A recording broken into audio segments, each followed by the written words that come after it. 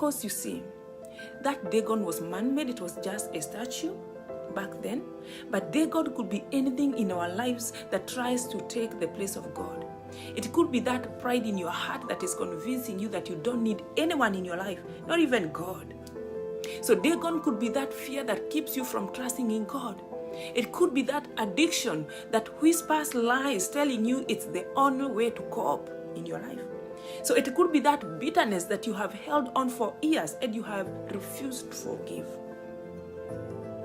So Dagon could be that envy that you feel when you compare your life to others, that you never feel like you are enough. It could be that greed that drives you to chase money, fame, power, and possessions, thinking that they will satisfy your soul. It could be that shame that reminds you of every mistake you've made, telling you that you are unworthy of God's love. It could be the guilt that weighs you down, even though God has already forgiven you. So Dagon is the lies that tell yourself to avoid facing the truth. Dagon is the relationship that you know is toxic but can't seem to let go. It is the obsessions with control, believing that if you don't have a handle on everything, it will all fall apart. It is the need for approval, that constant craving for validation from others instead of waiting God to validate you.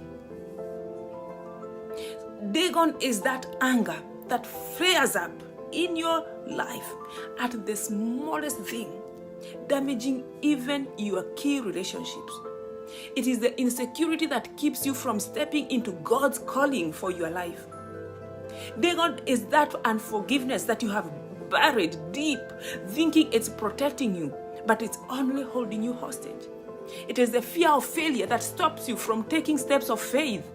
Dagon is the anxiety that tells you to focus on the storm instead of trusting in the one who calms the storm.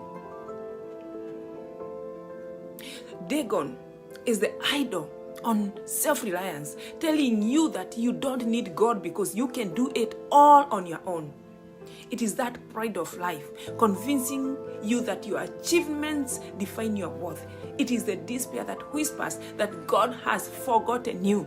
Dagon is that grudge that you are holding on to against someone who hurt you years ago, keeping you chained to the past. But here is the truth. The presence of God cannot coexist with those things. So when the presence of God comes into our lives, every Dagon must fall. Not just stumble, but it must fall broken and defeated completely.